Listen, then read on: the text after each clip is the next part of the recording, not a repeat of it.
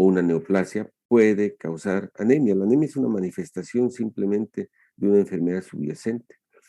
Y vamos a hablar un poco sobre la fisiopatología y por qué se produce este tipo de anemia. Se hayan entendido claramente por qué se produce la anemia ferropénica y cuál es el papel de la hepcidina. Acuérdense, ¿no? La hepcidina es una proteína sintetizada en el hígado cuando no hay hierro, o digo, cuando hay un exceso de hierro, ¿sí?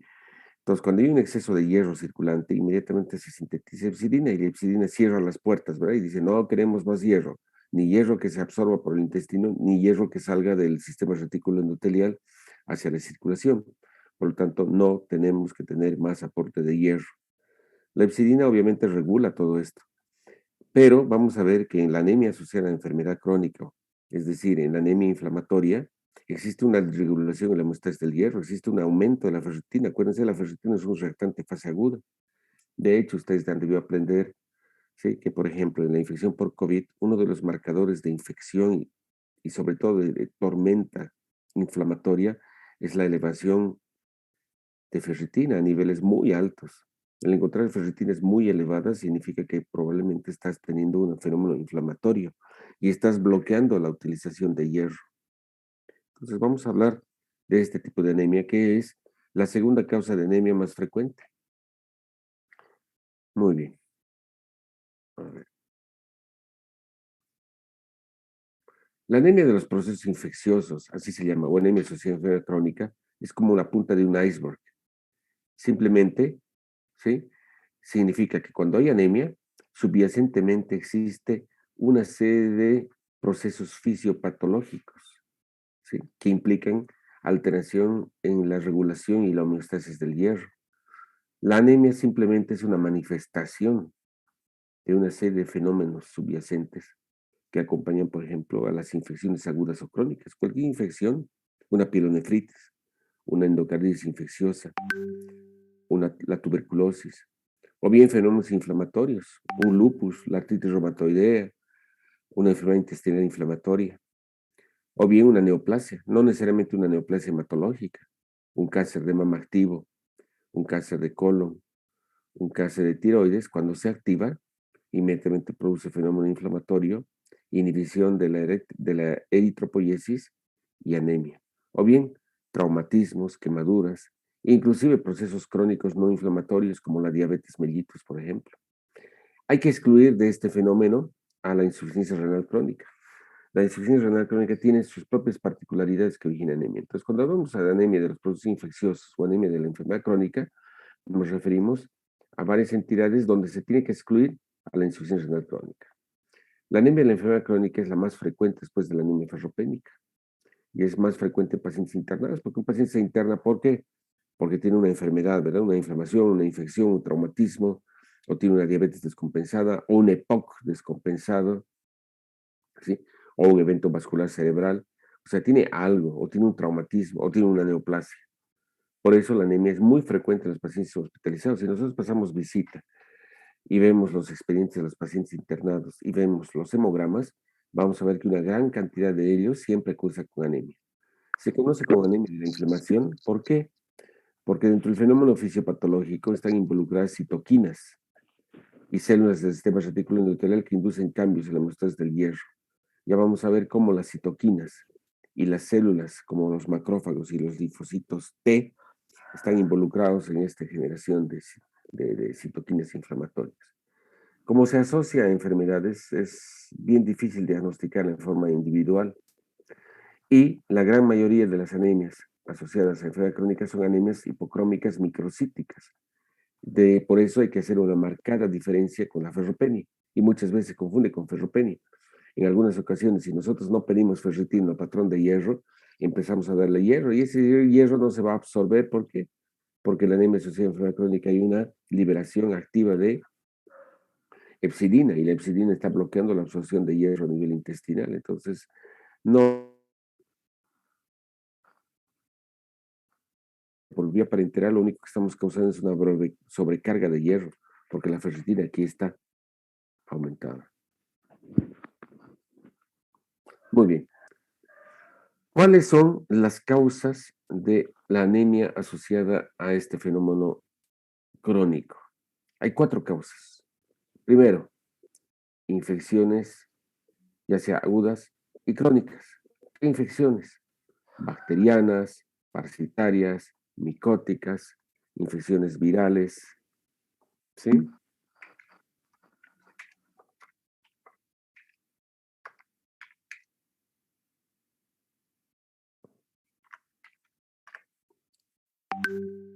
Muy bien.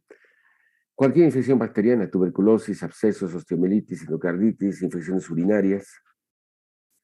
De hecho, sí, el 70 al 95% de los pacientes que cursan inicialmente con una infección viral, como por ejemplo el HIV, virus de inmunodeficiencia humana, sí tienen como enfermedad, digo, como entidad marcadora una anemia asociada a enfermedad crónica. La segunda causa de anemia asociada a enfermedad crónica son las inflamaciones y generalmente enfermedades autoinmunes, artritis reumatoidea, lupus, las vasculitis, la sarcoidosis, la enfermedad intestinal inflamatoria o bien los rechazos a tejidos, ¿sí? El rechazo crónico después de un trasplante, por ejemplo, de riñón, un trasplante de corazón. Las neoplasias, tercera causa de anemia asociada a enfermedad crónica, especialmente las neoplasias de tipo hematológico, pero que no invaden la médula ósea. Acuérdense, la invasión de la médula ósea se conoce con el nombre de mieloptisis. No necesariamente la médula ósea tiene que estar invadida.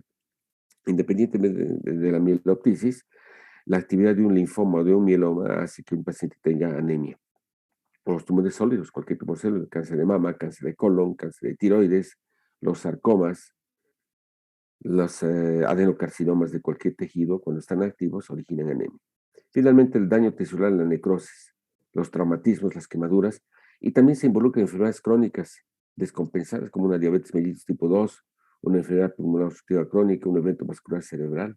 Entonces, cualquier enfermedad crónica que origine una activación de citoquinas inflamatorias va a originar anemia. Entonces, anemia asociada a enfermedad crónica piensa en cuatro causas: infecciones, inflamaciones, tumores subyacentes o neoplasias y alguna enfermedad crónica, ¿sí?, que implique inflamación con necrosis tisular o daño tisular. Muy bien. Los datos clínicos no son característicos, chicos, dependen de la enfermedad subyacente. Obviamente, si tienes una endocarditis infecciosa, vas a tener todas las manifestaciones de una endocarditis infecciosa: fiebre, hemorragias en astilla, los nódulos de Osler, soplos, soplo cambiante, etcétera, etcétera. Si tienes una artritis reumatoidea activa, dolor articular, rigidez articular, fiebre. Si tienes un lupus, todos los criterios clínicos de actividad de lupus. Si tienes una enfermedad intestinal inflamatoria, dolor abdominal, diarrea frecuente, retorcijones, fiebre, hematoquesia. Entonces, no hay una manifestación clínica como tal. Muchas veces puede ser simplemente un síndrome anémico acompañando a las manifestaciones de la enfermedad subyacente. En algunos casos puede ser moderada y asintomática. Muchas veces oscila entre 8 y 9 y es de carácter crónico. Cuando es normocítica, normocrómica, ¿sí? Generalmente es regenerativa. O sea, la anemia asociada a enfermedad crónica generalmente es hipocrómica microcítica, pero a veces es normocítica, normocrómica. Siempre hay que tener en cuenta esas dos situaciones. Y es una anemia, como les había dicho, regenerativa. ¿Por qué? Porque todo el hierro va a estar atrapado. Entonces, como el hierro está atrapado en los macrófagos y no se absorbe a nivel intestinal, no es que no exista hierro, sino que existe una sobrecarga de hierro que no se utiliza, a diferencia de la anemia ferropénica. Por lo tanto, igual es una anemia regenerativa. Si nosotros hacemos un aspirado de la médula ósea es normal, pero si hacemos una tinción de Pearls, es decir, vemos cómo está distribuido el hierro en los eritroblastos y en los macrófagos, vamos a ver que existe una ausencia total de hierro a nivel de los eritroblastos, es decir, no hay formación de hemoglobina porque no hay hierro para formar hemoglobina en los precursores eritroides, en los eritroblastos. Pero vamos a ver que existe una gran carga, es decir, mucha cantidad de hemosiderina que se tiñe de azul en los macrófagos, a diferencia de la anemia ferropénica, donde no hay hierro ni en los eritroblastos ni en los macrófagos. En cambio, la anemia asociada a enfermedad crónica, todo el hierro está atrapado en el sistema retículo endotelial. Muy bien. Si vamos al laboratorio, ¿cómo vamos a hacer el diagnóstico diferencial entre la anemia ferropénica con la anemia asociada a enfermedad crónica? Al igual que la anemia ferropénica, el hierro sérico está bajo. ¿Por qué está bajo acá? Porque el hierro está atrapado en los macrófagos y no sale a la circulación. ¿Por qué? Porque la ferroportina ha cerrado ¿sí? Esa puerta de salida del macrófago, ¿sí? Evitando que el hierro salga a la circulación. Entonces el hierro sérico está bajo. ¿Cómo está la capacidad total de saturación de transferrina? En la anemia ferropénica, acuérdense, la capacidad del TBC está muy alto, pero aquí está normal o bajo, esa es una diferencia importante. ¿Y por qué está normal o bajo? Si bien el hierro sérico está bajo, la síntesis de transferrina, es decir, de esa proteína transportadora de hierro, está disminuida. Por eso, al haber hierro sérico bajo, también hay TBC bajo, y por lo tanto, el TBC está bajo. Y todo el escaso, la escasa cantidad de transferrina va a estar súper saturado, ¿sí? Digo, va a estar también baja la saturación, porque hay poco hierro, hay poca transferrina, pero hay poca saturación. Pero a diferencia de la anemia ferropénica, lo que marca el diagnóstico diferencial, ojo chicos, es que la ferritina aquí está alta. El receptor soluble de transferrina está normal. Y si vamos a la médula ósea, hay una disminución de sideroblastos. Los sideroblastos son eritroblastos que tienen hierro en su interior. Y va a haber un aumento de hemosiderina, que es el hierro de depósito en el sistema reticular endotelial. Característico. Para esto hay que hacer una tinción de hierro, tinción de Pearls. ¿Con qué hay que hacer el diagnóstico diferencial? Uno, con la anemia ferropénica. Dos, con la anemia de la insuficiencia renal crónica terminal. Y tres, con la anemia por mieloptisis. ¿Sí? La anemia ferropénica, obviamente. ¿Cómo hacemos el diagnóstico diferencial? Aquí va a haber un aumento de ferritina. En cambio, la anemia ferropénica, el hierro seco bajo, pero sobre todo la ferritina está ausente o muy baja. En la insuficiencia renal crónica, ¿sí? Existe una disminución marcada de la síntesis de eritropoyetina. La eritropoyetina va a estar disminuida. ¿Por qué? Porque el riñón ha fracasado en su función. Hay ciertas características de la insuficiencia renal crónica. Cuando hay una neoplasia, sobre todo una neoplasia hematológica, como una leucemia, un mieloma o un linfoma, puede haber mieloptisis, ¿sí? En cambio, en algunos tumores sólidos no hay mieloptisis, es decir, no hay invasión de la médula ósea por células extrañas. Entonces, el diagnóstico diferencial debe hacerse con estas entidades. Muy bien. Ahora tenemos que entender por qué se produce la anemia asociada a enfermedad crónica desde el punto de vista fisiopatológico. Entonces, hay varios mecanismos que explican por qué se produce anemia en una inflamación, en una infección, en una neoplasia. Primero, en un fenómeno inflamatorio, ¿sí? En una infección hay sustancias tóxicas circulantes y eso disminuye la vida media del glóbulo rojo. Entonces, el glóbulo rojo, en lugar de vivir 120 días, curiosamente vive menos días. Y eso, obviamente, está cortando la presencia de glóbulos rojos circulantes. Primer mecanismo. Segundo mecanismo, hay una eritropoiesis ineficiente. La eritropoiesis hemos dicho que es el fenómeno fisiológico a nivel de la médula ósea donde se produce maduración, proliferación, o sea, diferenciación, maduración y proliferación de la serie roja. Se ha visto que en la anemia asociada a enfermedad crónica, en las enfermedades crónicas, sobre todo en la inflamación, en la infección, en las neoplasias, existe una disminución de progenitores eritroides, o sea, una marcada disminución, por ejemplo, de unidades formadoras de brotes de colones eritroides, disminución de unidades formadoras de colones eritroides con poca respuesta a eritropoyetina, y obviamente todo el resto de progenitores eritroides, desde el eritroblasto basófilo hasta el eritroblasto ortocromático, están disminuidos. ¿Eso por qué? Porque resulta que interferón alfa, interferón beta, interferón gamma, el factor necrosis tumoral y la interleuquina 1 producen un efecto inhibidor. Por ejemplo, el interferón gamma induce apoptosis. El interferón gamma es secretado por células inflamatorias y eso va a inducir apoptosis de los precursores eritroides. Y por lo tanto, los eritroides se van a morir antes de proliferar y producir glóbulos rojos maduros. Hay citoquinas con efecto tóxico directo, por ejemplo, liberan radicales libres y los radicales libres van a dañar la membrana de los eritroblastos.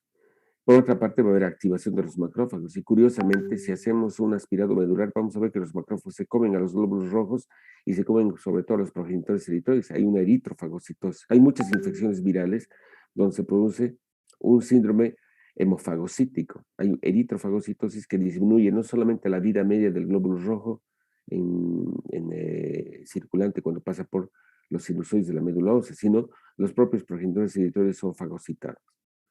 Otro mecanismo que explica por qué se produce anemia es una menor respuesta a eritropoyetina. Hay eritropoyetina, pero hay una resistencia relativa a eritropoyetina. ¿Por qué? Porque el interferón el interleuquina 1 y el factor de necrosis tumoral producen una resistencia, hace que los precursores eritroides no respondan adecuadamente a eritropoyetina.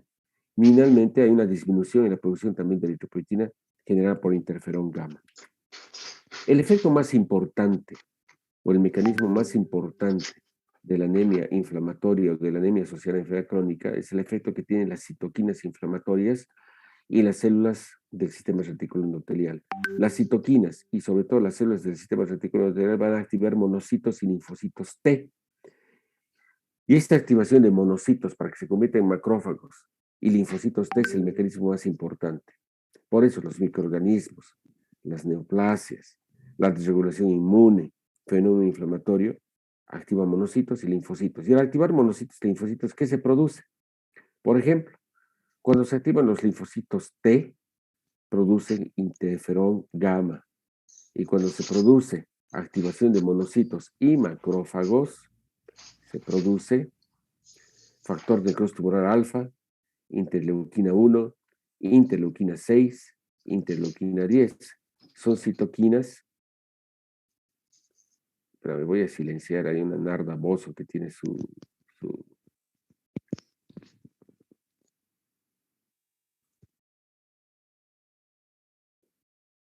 Ya, a falta de respeto a veces.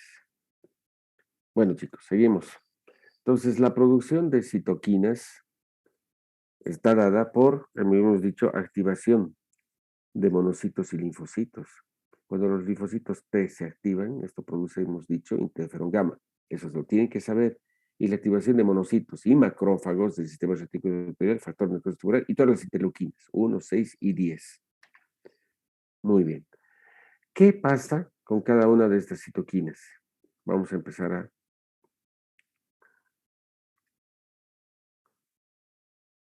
describirlas. ¿Se acuerdan?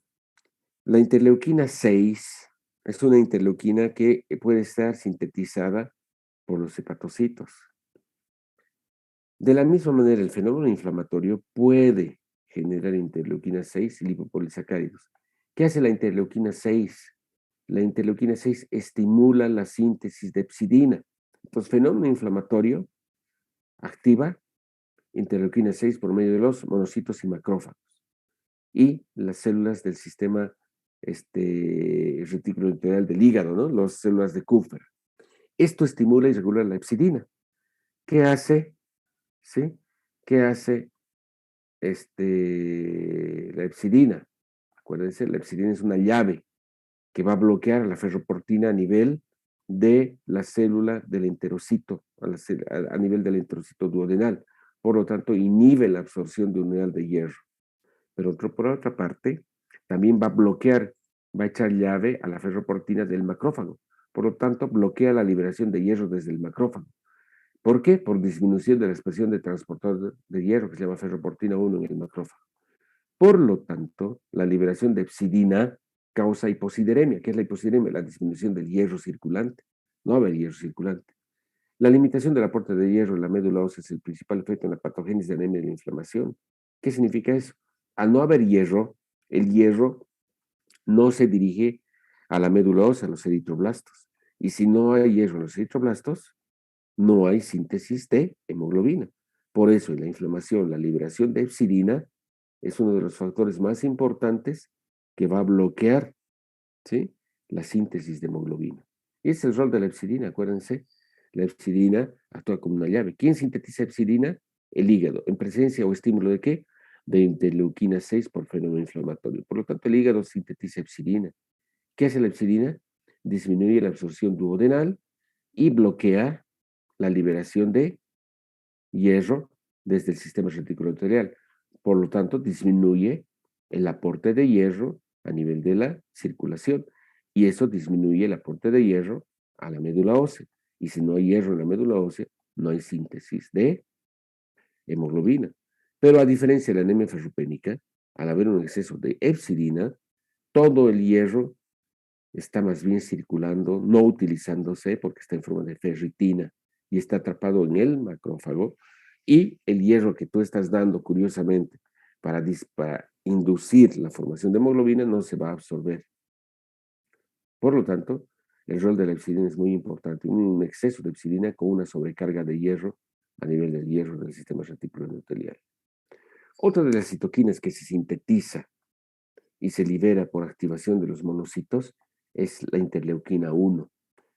¿Qué hace la interleuquina 1? 1. Induce mayor expresión de ferritina en el macrófago, o sea, hace que haya más ferritina en los macrófagos. Por lo tanto, estimula la retención de hierro en el sistema reticular endotelial. Otro de los aspectos importantes que la interleuquina 1 produce degranulación del neutrófilo. Acuérdense, los neutrófilos tienen lactoferrina y tienen mieloperoxidasa, que son gránulos, y son gránulos que van a opsonizar a las bacterias o a los antígenos, haciendo que los antígenos o las bacterias o los virus pueden ser opsonizados y luego, ¿sí?, fagocitados por el sistema reticular endotelial. Cuando se produce liberación de lactoferrina, de lactoferrina, compite con la transferrina.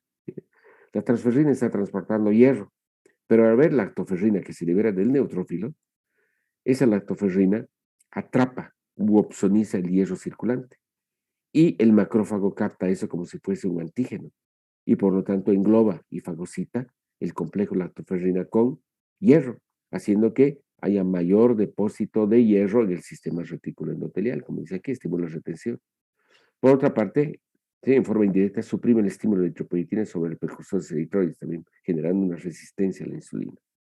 El factor de necrosis tumoral alfa, otra citoquina, disminuye la vida media del glóbulo rojo, porque daña la membrana del glóbulo rojo. Entonces, el glóbulo rojo que está circulando está dañado por acción del factor de necrosis tumoral. De la misma manera que la interleuquina 1 aumenta el hierro en los macrófagos, inhibe la producción de eritropoyetina y inhibe la eritropoyesis. ¿Por qué? Porque va a dañar, o sea, va a expresar radicales libres y va a dañar la membrana de los precursores por apoptosis, generando apoptosis también. ¿Sí? Muy bien.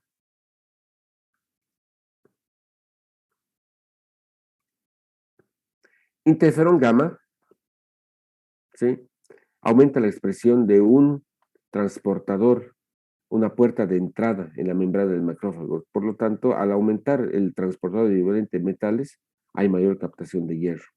Bloquea la liberación de hierro también por disminución de ferroportina, al igual que la epsilina. El interferón gamma tiene el mismo papel que la epsilina. Y lo mismo que las otras interleuquinas, inhibe la producción de eritropoyetina y inhibe la eritropoiesis. Si bien la interleuquina 10 es una citoquina antiinflamatoria, vamos a ver que esto aumenta la expresión del receptor de transferrina en la membrana del macrófago. Y si aumenta el receptor de transferrina a nivel del macrófago, esto produce mayor captación de hierro y mayor atrapamiento de hierro en el macrófago. Entonces, se dan cuenta, estos son los fenómenos fisiopatológicos que explican el por qué se produce una anemia asociada a enfermedad crónica o una anemia inflamatoria. Y todo esto, chicos, se va a resumir en esta simple diapositiva. Esta diapositiva es la más importante, ¿sí? Y la que va a explicar el por qué se produce la anemia asociada a enfermedad crónica. Con que ustedes aprendan o simplemente interpreten esta diapositiva, es súper fácil, ¿sí? Y obviamente, pregunta de examen. ¿Cómo se define? A ver, vamos a resumir. ¿Cómo se define la anemia asociada a enfermedad crónica? Es la anemia que acompaña a fenómenos inflamatorios, infecciosos, neoplásicos o de daño tisular o de enfermedad crónica que ocurre en un individuo. Y esto va a originar anemia por una serie de mecanismos. Mecanismos como, por ejemplo, infecciones o inflamaciones, sigan la flecha, o mecanismos de desregulación inmune, o la presencia de células inflamatorias o células neoplásicas, producen activación de dos células, ¿sí? Monocitos y linfocitos T. Y hay una estrecha relación entre la activación de monocitos y linfocitos T, mecanismos inmunes, lipopolisacáridos bacterianos, presencia de células inflamatorias, presencia de células malignas. Todo esto estimula estas dos células. Y vamos a seguir las flechas. Cuando se estimulan los linfocitos T sintetizan interferón gamma. Entonces, ¿quién produce interferón gamma? El linfocito T. ¿Cuáles son las acciones que produce el interferón gamma y que inhiben y producen disminución de la hematopoiesis, de la eritropoiesis, y por lo tanto están asociadas a anemia asociada a enfermedad crónica. Vamos. El interferón gamma a nivel del riñón produce o induce una menor síntesis de eritropoietina. Y al haber menor síntesis de eritropoietina, hay menor estímulo a nivel de la médula ósea para la síntesis de glóbulos rojos. Uno de los mecanismos que explica el por qué se produce, ¿sí?, anemia inflamatoria. Segundo, los efectos más importantes del interferón gamma. ¿Qué ocurre? A nivel de la médula ósea hay una inhibición de la eritropoiesis. ¿Por qué?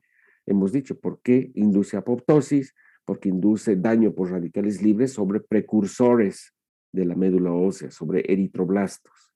Es fácil entender esto. Pero también el interferón gamma aumenta, ¿sí? ¿Sí? Los niveles, o sea, actúa como la hepcidina. ¿Qué es lo que hace? Bloquea, este es el macrófago. El macrófago en su interior tiene hierro porque ha comido, ha fagocitado glóbulos rojos, ¿verdad? ¿Qué ha pasado? Se ha liberado hierro y se ha transformado en ferritina. La ferritina tiene que salir, pero el interferón gamma bloquea la ferroportina. Por lo tanto, ¿qué dice? ¿Qué produce? Un bloqueo macrofágico con incremento del hierro, increased ferritina. Y hay una disminución de la salida de hierro del macrófago, por lo tanto disminuye el hierro circulante y por lo tanto disminuye el hierro que se va a aportar a la médula ósea para la síntesis de glóbulos rojos. El interferón gamma también produce un aumento de esta puerta de entrada de hierro al macrófago, que se llama transportador equivalente de metales, aumentando la captación de hierro a nivel del macrófago. Papel del interferón gamma. Vamos a hablar de la activación de monocitos y vamos a ir viendo cada una de las interleuquinas. Hablaremos de la interleuquina 6. Vamos a la interleuquina 6. ¿Qué hace la interleuquina 6? Rápidamente va a estimular al hepatocito a la síntesis de hepcidina, mecanismo más importante, el que está relacionado con la anemia asociada a enfermedad crónica, con bloqueo macrofágico de hierro. La hepcidina disminuye la absorción intestinal duodenal de hierro porque bloquea la ferroportina a nivel del enterocito. Pero la hepcidina también, miren, bloquea a la ferroportina del macrófago, evitando la salida de hierro del macrófago a la circulación, produciendo un bloqueo macrofágico con aumento de los niveles de hierro a nivel del macrófago. Hierro no utilizable, aumento de los receptores. ¿Sí? Perdón, aumento de aumento de la ferritina. Hay que corregir eso, el aumento de la ferritina a nivel macrofágico con disminución del hierro circulante y de el hierro que se aporta a la médula ósea. Bien entendido, ¿verdad? Vámonos al factor de necrosis tumoral alfa. El monocito sintetiza factor de necrosis tumoral alfa. ¿Qué produce? Produce, al igual que el interferón gamma, disminución en la síntesis de eritropoyetina, inhibición directa de la eritropoiesis, produce o induce, ¿sí?, disminución de la vida media del glóbulo rojo, activando el macrófago y produciendo eritrofagocitosis, de manera que el macrófago se come a los glóbulos rojos y libera hierro en su interior, ¿verdad? Entonces, esto es lo que produce el factor de Cruz alfa, ¿no? Mayor eritrofagocitosis, menor síntesis de eritropoyetina e inhibición de la eritropoiesis. Interleuquina 1, ¿qué hace la interleuquina 1? Miren, inhibe la eritropoiesis, ¿sí? Porque disminuye la síntesis de eritropoyetina y en forma indirecta produce una resistencia a eritropoyetina y incrementa los niveles de ferritina. ¿Por qué? Porque produce degranulación de neutrófilos, produciendo mayor liberación de lactoferrina. Y la lactoferrina unida a hierro hace que el macrófago fagocite mayor cantidad de hierro. Finalmente tenemos la interleuquina 10, que es una interleuquina antiinflamatoria, pero que en su efecto deleterio de inhibir la eritropoiesis en la enfermedad crónica, incrementa los receptores de transferrina a nivel del macrófago. Y si incrementan los receptores de transferrina a nivel del macrófago, haces que toda la transferrina que está llevando el poco hierro sea captada a nivel de la membrana del macrófago e introducida dentro del macrófago para que incrementen los niveles de hierro y obviamente de ferritina. Entonces, en resumidas cuentas, ¿sí? ¿Cuáles son los mecanismos, en resumen, relacionados con la fisiopatología de la enfermedad crónica? Uno, alteración en la homeostasis del hierro, porque hay hiposideremia, hay disminución del hierro circulante y hay un bloqueo macrofágico de hierro inducido por la hepcidina, ¿verdad? Y por el factor de necrosis tumoral. Hay un deterioro en la proliferación de progenitores. Entonces, los progenitores o los eritroblastos están disminuidos y hay una menor respuesta a la eritropoyetina. Tres mecanismos en resumen. Un bloqueo macrofágico de hierro con una sobrecarga de hierro en los macrófagos, con una disminución del hierro para la utilización, un deterioro en la proliferación de progenitores y una menor respuesta a la eritropoyetina. ¿Cuál va a ser el tratamiento de las 6 vías de enfermedad crónica? No hay un tratamiento específico, chicos. ¿Por qué? Porque obviamente hemos dicho que la anemia asociada a enfermedad crónica es una anemia secundaria a una entidad. Por lo tanto, el tratamiento es de la entidad subyacente. Hay algunas estrategias terapéuticas que de alguna manera van a poder mejorar esa sobrecarga de hierro. Por ejemplo, pueden utilizarse quelantes de hierro, alguna vez antagonistas de epsilina, que están en una fase preclínica de investigación. O puede estimularse la hematopoiesis y la eritropoiesis dando agentes eritropoyéticos como la eritropoyetina. Pero como tal no existe una, un tratamiento específico. Tumores, enfermedades inflamatorias, enfermedades infecciosas producen alteración en la homeostasis del hierro y eso produce alteración de precursores eritroides y alteración de la producción de eritropoyetina y por lo tanto el efecto que es una anemia hipocrómica microcítica cuando se bloquea la síntesis de hemoglobina y por eso hay poca hemoglobina en el interior del glóbulo rojo y el glóbulo rojo es chiquito y pálido, o bien normocítica normocrómica cuando predomina, por ejemplo, el efecto de estímulo de eritropoyetina y no hay formación de glóbulos rojos, síntesis de glóbulos rojos en la médula ósea. ¿Sí? Espero que hayan entendido. Esta, este tipo de anemia es súper, súper interesante. ¿Sí? Muy bien.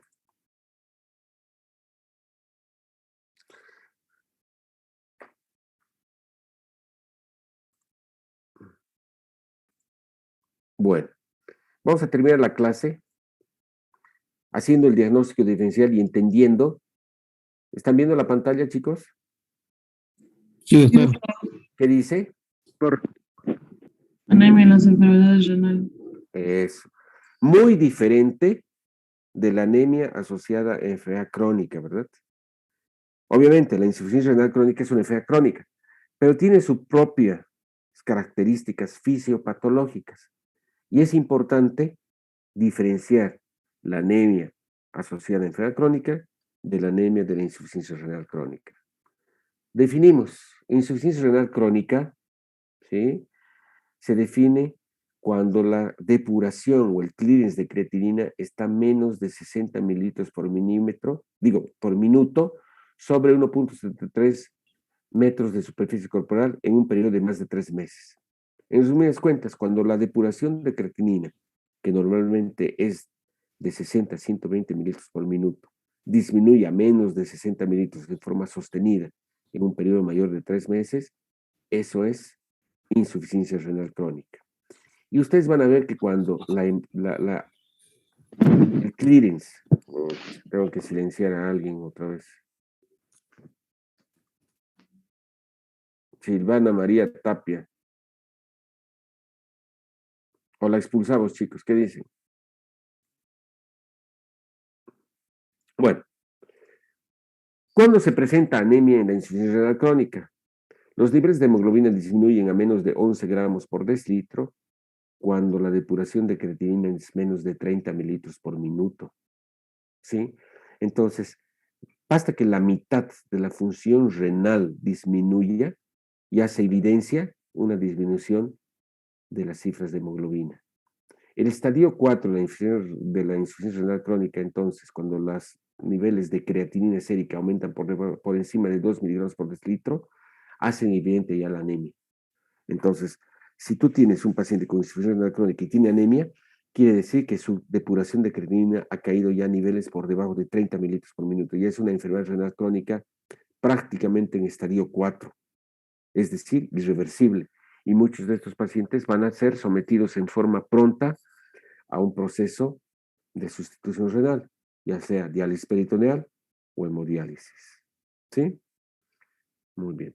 Por lo tanto, como dice aquí la diapositiva, la anemia se hace evidente ya cuando la tasa de filtración glomerular cae a menos de 60 mililitros por minuto. Si ustedes se dan cuenta, aquí está la prevalencia de anemia y aquí están los niveles de depuración de creatinina. Obviamente, es rara cuando la depuración de creatinina está en más de 60, ¿verdad? Pero se hace más evidente y prácticamente más de la mitad de los pacientes con depuraciones de menos de 30, ya sea renales crónicos secundarios a diabetes o no diabetes, hacen evidentemente la anemia cuando la depuración cae por debajo de 30 mililitros por minuto. Muy bien. En la insuficiencia renal crónica se ha visto que hay evidencias notables en cuanto al control. ¿Por qué los renales crónicos digamos, cuando se controlan en buena forma, no se deterioran? Por dos razones. Debe haber un adecuado control de la presión arterial y debe haber una adecuada prevención y tratamiento de la anemia. Los pacientes con insuficiencia renal crónica que no controlan la presión arterial o que no corrigen la anemia, fácilmente van a ir a mayor deterioro de la función renal y van a terminar en hemodiálisis o van a terminar en un trasplante renal. Por lo tanto, ¿cuáles son las evidencias en los avances de la insuficiencia renal? El control estricto de la presión arterial se asocia a un retraso de la progresión, ¿no? Entonces, si un paciente tiene una depuración de creatinina baja, pero tú con inhibidores de la enzima convertidora o con algún antihipertensivo controlas ese deterioro de la presión arterial, vas a retrasar los efectos cardiovasculares y vas a retrasar la progresión de la falla renal crónica. Los IECAS y los ARA2 tienen un efecto renoprotector, acuérdense, independientemente del control de la presión arterial. El segundo mecanismo, y está en rojo, ¿sí?, que protege el deterioro de la función renal es el prevención y tratamiento de la anemia. Y también el control y tratamiento de la dislipidemia.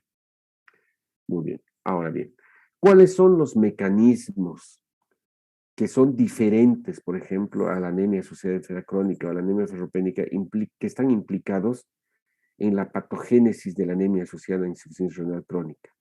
Uno, en la insuficiencia renal crónica existe una deficiencia de eritropoyetina, marcada deficiencia, porque ¿dónde se produce la eritropoyetina? En un 90% en el intersticio de los túbulos renales. Si fracasa la función renal, no hay eritropoyetina. ¿Cuál es la función de la eritropoyetina, chicos? Habíamos dicho, es una citoquina hematopoyética que interviene en el proceso de diferenciación y maduración eritroide. Actúa especialmente sobre un tipo de célula que se llama unidad formadora de colonias eritroides, que va a permitir que esa unidad formadora de colonias eritroides pase a la siguiente fase de maduración, que se llama proeritroblasto, ¿sí?, y eritroblasto basófilo.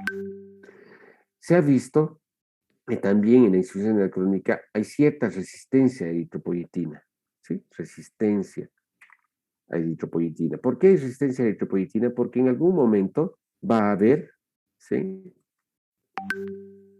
un fenómeno inflamatorio subyacente. Los pacientes renales crónicos son hemodiluidos porque tienen una sobrecarga líquida, ¿verdad? Entonces están edematizados y esto produce hemodilución. Por otra parte, también hay algún mecanismo asociado a enfermedad crónica, sobre todo cuando hay una inflamación. Los pacientes renales crónicos son inmunosuprimidos y fácilmente estos pacientes pueden tener una infección subyacente. Los azoados, el ácido guaridil succínico, la creatinina, la urea, acortan la vida media del glóbulo rojo de 120 a 64 días. Los pacientes con falla renal crónica tienen una disfunción plaquetaria y esa disfunción plaquetaria produce sangrado, especialmente sangrado gastrointestinal, lo que origina una pérdida de hierro. Por lo tanto, puede haber una deficiencia de hierro asociada y eso se conoce como anemia dimorfa, ¿sí? Y aparte, los renales crónicos tienen anorexia, lo que disminuye la ingesta de hierro, la ingesta de carne, por ejemplo. Aparte, en los renales crónicos, acuérdense, y han llevado sus clases, como hay o sea, como hay formación de azoados producto del catabolismo de las proteínas, se disminuye la ingesta de proteínas. Y una de las principales proteínas es la carne. Y la carne es la principal fuente de hierro. Entonces se entiende por qué en la anemia asociada a enfermedad crónica hay una menor ingestión de hierro. Los pacientes están desnutridos y Hay una anemia relacionada con inhibidores de enzima convertidora. Muchas veces la enzima convertidora puede producir un consumo aumentado de eritropoyetina, una disminución de estímulo glomerular para la liberación de eritropoyetina o una inhibición de progenitores hematopoyéticos. Todos estos mecanismos están relacionados a la anemia. Pero dentro de todos estos mecanismos, el más importante, aquí vamos a subrayar y vamos a cambiar de color, es la deficiencia de eritropoyetina. Es el mecanismo más importante, fuera de estos otros mecanismos. Si en el examen les preguntamos cuáles son los mecanismos de la anemia asociada a falla renal crónica, una disminución, una deficiencia en la síntesis de EPO.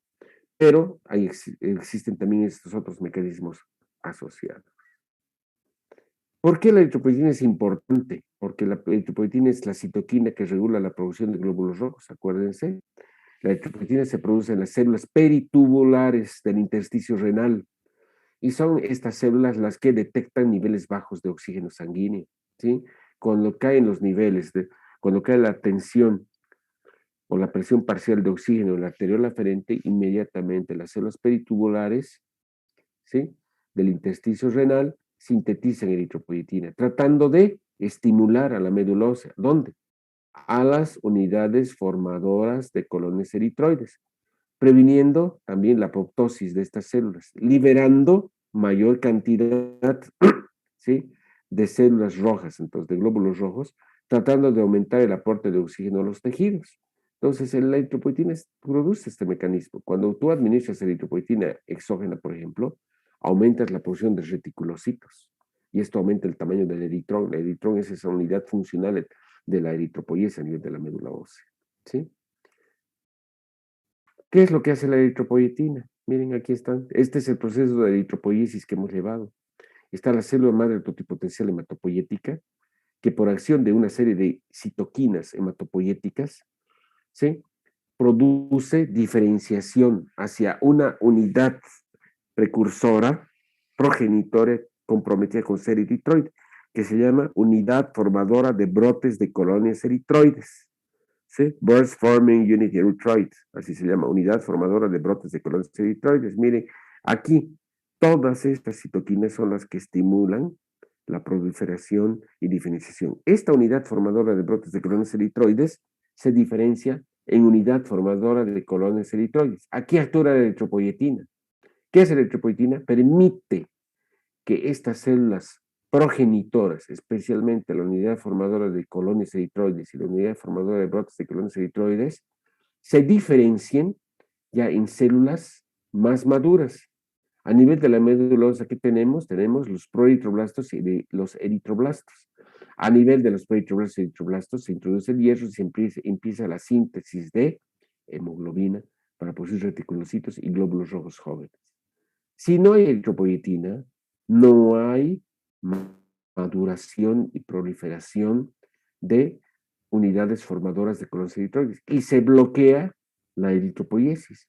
Y ese bloqueo de eritropoiesis evita la proliferación de glóbulos rojos, originando una anemia arregenerativa, normocítica, normocrómica. No se altera el tamaño del glóbulo rojo, lo que se altera es la proliferación. No hay glóbulos rojos que estén proliferando y madurando, ¿verdad?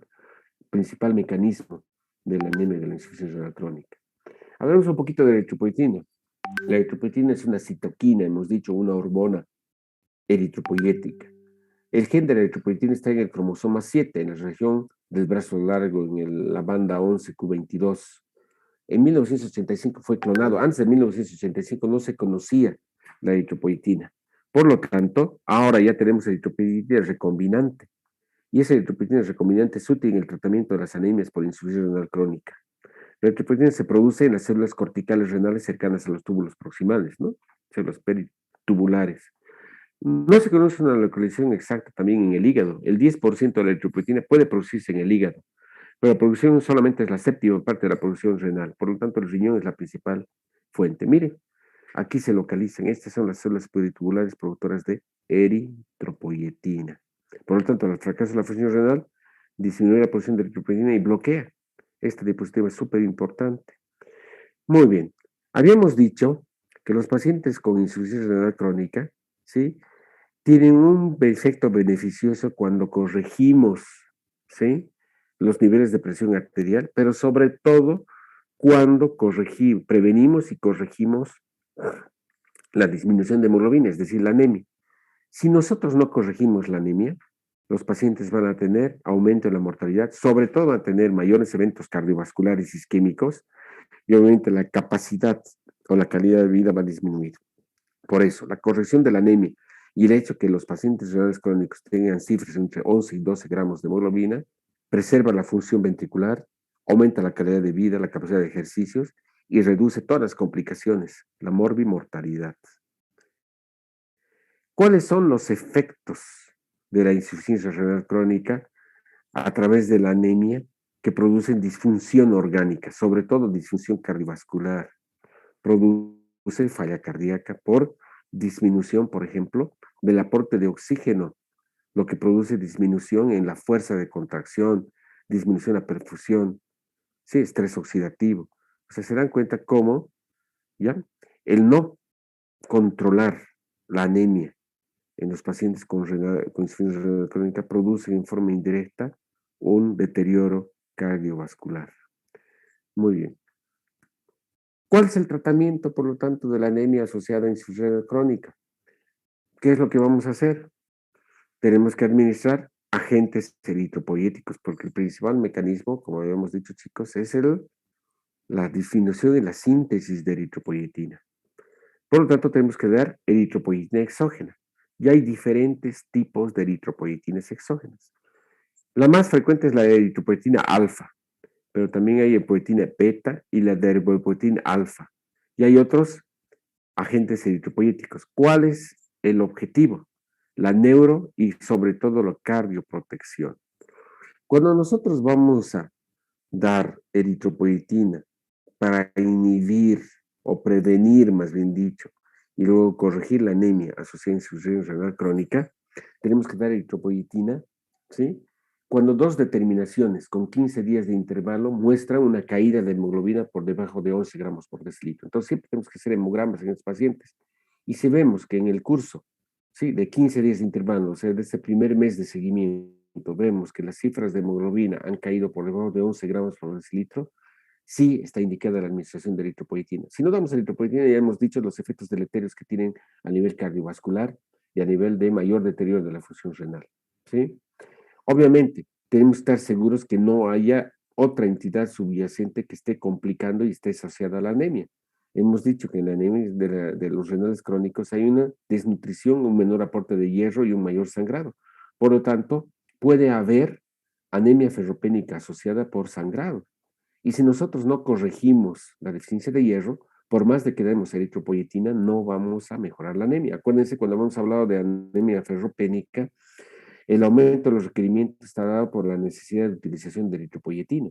Entonces, en los renales crónicos, ¿sí?, tenemos que corregir previamente la ferritina, ¿sí? Entonces, ¿qué pedimos en un paciente renal crónico? Fuera de una hemoglobina, fuera de un hemograma, niveles de ferritina. Si la ferritina está baja, eso quiere decir que tiene anemia ferropénica asociada. ¿Y qué es lo que vamos a darle? Hierro. Pero no le vamos a dar hierro por vía oral, tenemos que darle hierro por vía parenteral. Acuérdense, una de las indicaciones de hierro endovenoso es justamente la necesidad de la utilización de eritropoyetina en los pacientes renales crónicos. Y por otra parte, la presión arterial tiene que estar controlada porque la administración de eritropoyetina produce hipertensión. Por lo tanto, el objetivo de la corrección de la anemia es el mismo, independientemente del estadio de la falla renal crónica. Antes de que el paciente ingrese en tratamiento sustitutivo y vaya a diálisis o hemodiálisis o a trasplante. Entonces tenemos nosotros que evitar la progresión. ¿Cuál es la hemoglobina objetivo? Que sea mayor a 11 gramos por decilitro, pero no mayor a 13 gramos. O sea, si nosotros alcanzamos niveles entre 12 y 13, hemos llegado al objetivo de mantener un adecuado nivel de hemoglobina. Existen dos tipos de eritropoyetina, alfa y beta, y se puede dar por vía endovenosa, pero preferente por vía subcutánea. La vía más frecuente de administración y más cómoda de administración de eritropoyetina es la vía subcutánea. La dosis de inicio de eritropoyetina es de 40 a 80 unidades por kilogramo de peso por semana. Y luego debemos ajustarla de acuerdo a la evolución clínica del paciente. Si el paciente no sube, aumentamos. Si el paciente se pasa de 13 gramos de hemoglobina, vamos a disminuir. Entonces hay una fase de corrección que busca aumentar la hemoglobina entre 1 y 2 gramos por mes hasta alcanzar esos 13 gramos, ¿verdad? Si la hemoglobina aumenta a menos de 2 gramos por mes, aumentamos la dosis de eritropoyetina en un 25%. Si el aumento es de más de 2 gramos por mes, vamos a disminuir la dosis de eritropoyetina en 25-50%, vamos a suspender transitoriamente la eritropoyetina porque hemos alcanzado esos niveles, ¿verdad? Ese objetivo de 13 gramos por decilitro. Esa es la fase de corrección. Y finalmente, en pacientes con renales crónicos, vamos a tener una fase de mantenimiento. Vamos a hacer un control mensual o cada 2 meses por medio de hemogramas y vamos a ver que estos pacientes que no están en tratamiento sustitutivo deben mantener cifras de hemoglobina entre 12 y 13 gramos por decilitro. Pero siendo determinaciones consecutivas, ¿sí? Vemos que la hemoglobina se está disparando y hay 14 gramos de hemoglobina, vamos a disminuir más aún todavía la dosis de eritropoyetina y la frecuencia de administración. En lugar de que sea una vez por semana, seguramente cada 2 semanas.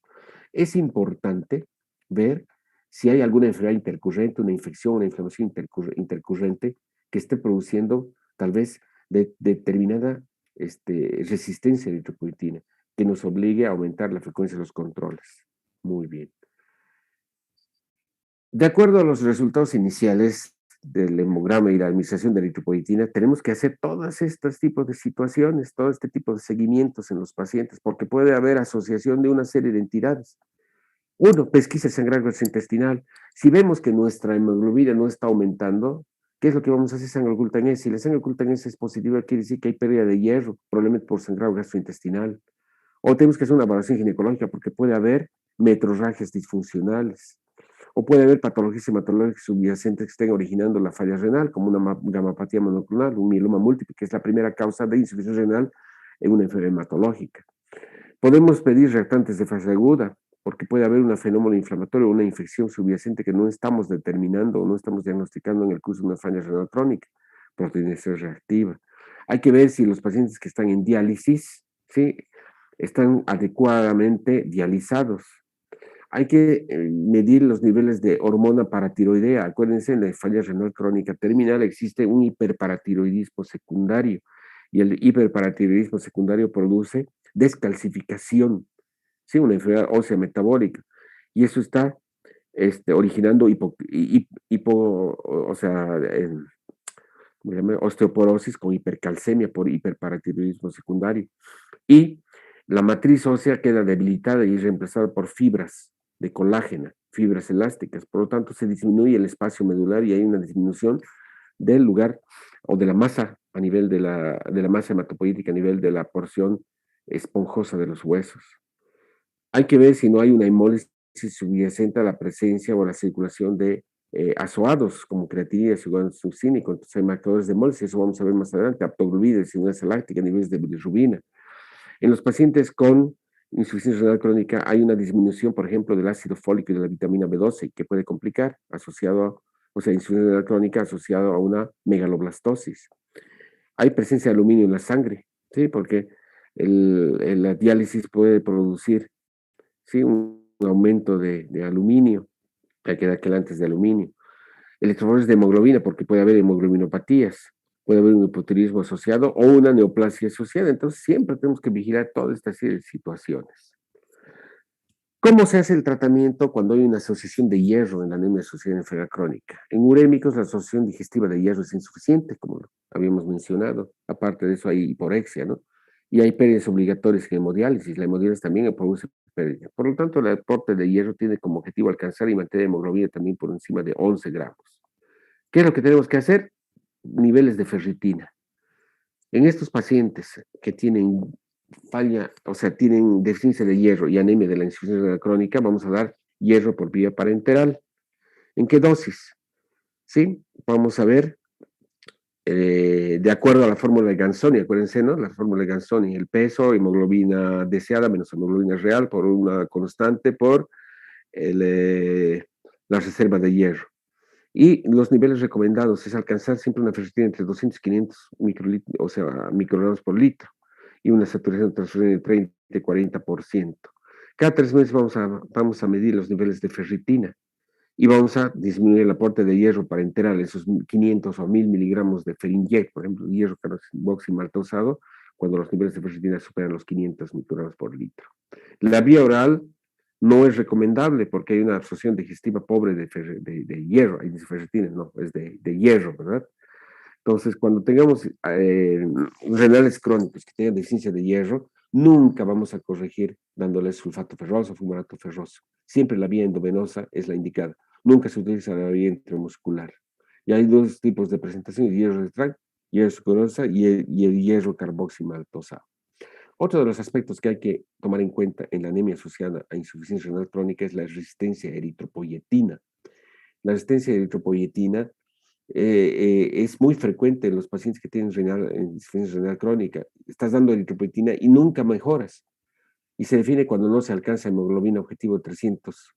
O sea, cuando estás dando 300 microgramos por kilogramo de peso por semana de eritropoyetina y los niveles de hemoglobina no alcanzan o no superan más allá de los 11 gramos por decilitro, eso quiere decir que estás en presencia de una resistencia a eritropoyetina. ¿Y cuáles son las causas de resistencia a eritropoyetina? Son dos. Uno, que haya coexistencia de deficiencia de hierro y sobre todo que haya una enfermedad inflamatoria o infecciosa crónica. Acuérdense, la anemia asociada a inflamación, lo que acabamos de llevar, produce resistencia a eritropoyetina por liberación de citoquinas. Mientras no corrijamos ese proceso inflamatorio asociado, aunque demos eritropoyetina, no se va a producir mejoría en los niveles de hemoglobina. Hay otras causas también que hay que investigar como causas de resistencia a eritropoyetina: P sanguíneas, desnutrición, diálisis inadecuada, hiperparatiroidismo, déficit de vitamina B12, ácido fólico, un mieloma subyacente, mielofibrosis secundaria, por ejemplo, hiperparatiroidismo secundario y enfermedad metabólica ósea renal, anemia hemolítica subyacente, intoxicación por aluminio, lo que hemos mencionado antes. Muy bien. ¿Cuáles son los efectos adversos de la administración de eritropoyetina?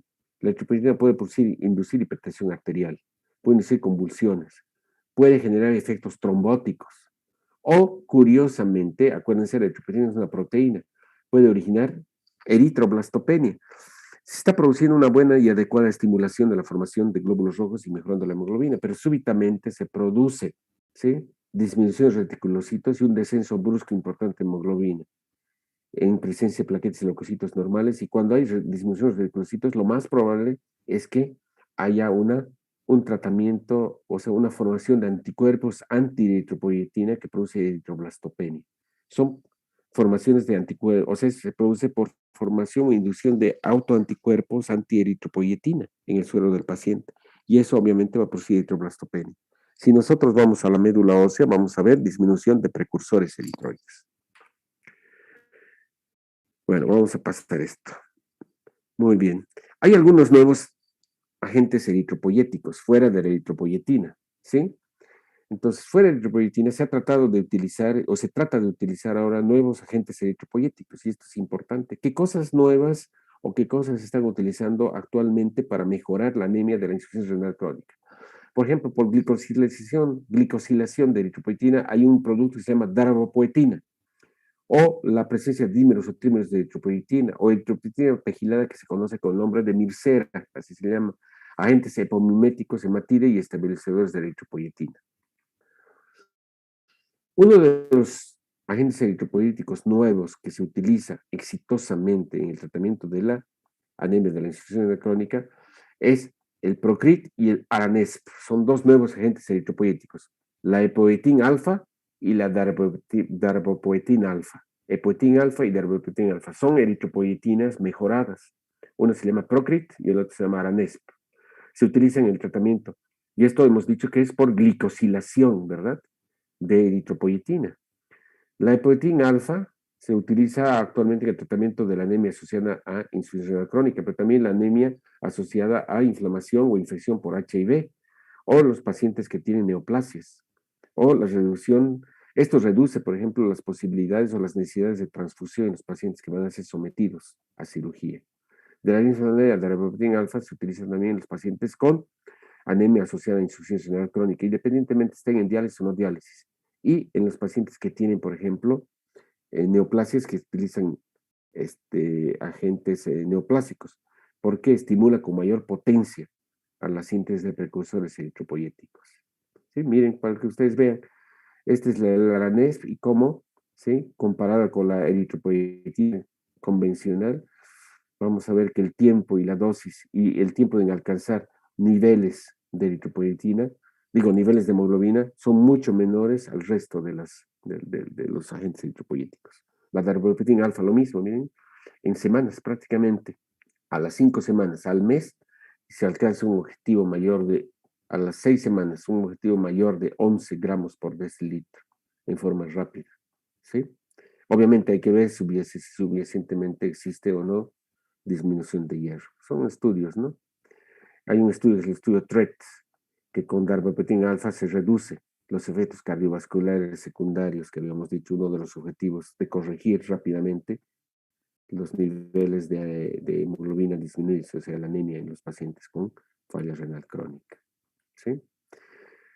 Para que ustedes vean las dosis y la frecuencia de administración de estas dos nuevas eritropoyetinas en relación a la eritropoyetina convencional, generan mucho más beneficios. Miren, darbepoetina y epoetin alfa se puede utilizar una vez a la semana y la epoetin alfa 3 veces a la semana, ¿sí? Y miren cómo, ¿sí?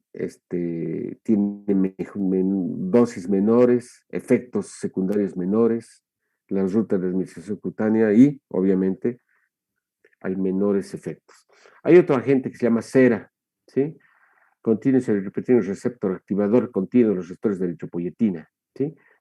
Tiene una actividad eritropoyética aumentada. Su uso es endovenoso subcutáneo cada 2, 3, hasta cada vez, una vez por mes. ¿Sí? Es una cadena molimérica larga, inserta en la molécula de eritropoyetina, es modificado la cadena eritropoyetina. Se llama cera, que viene de Continuous Erythropoietin Receptor Activador.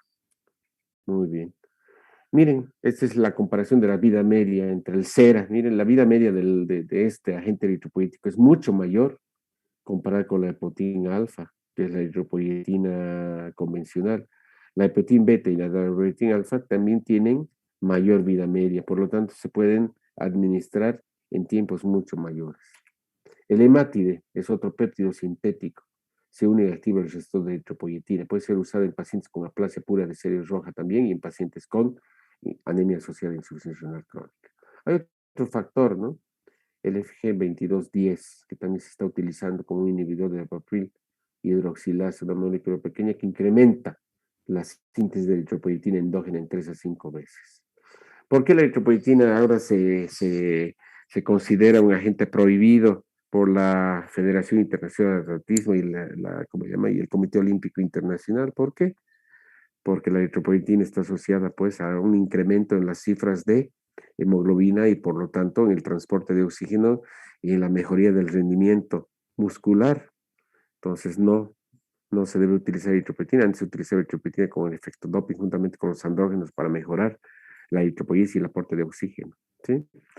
Eritropoyetina se utiliza, como hemos dicho, en las anemias regenerativas, pero básicamente en la anemia asociada a insuficiencia renal crónica.